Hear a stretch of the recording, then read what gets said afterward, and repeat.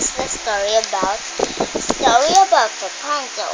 Title: Once upon a time, Daddy and Mommy are very rich, and they live in a warm castle, and they have many fruits and things. And Rapunzel sleep for a while, and when she wake up, she go and she see people, and she say hi, and it's a witch.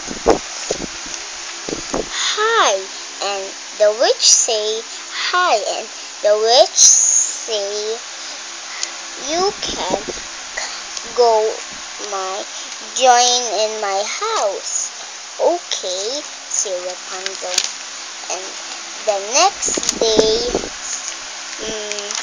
and the mommy woke up, Rapunzel is gone, and Daddy can't sleep for finding Rapunzel, and they was so tired for looking.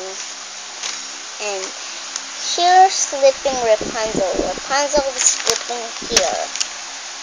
And the mommy say of Rapunzel say, Mommy, where's Rapunzel? But I don't know.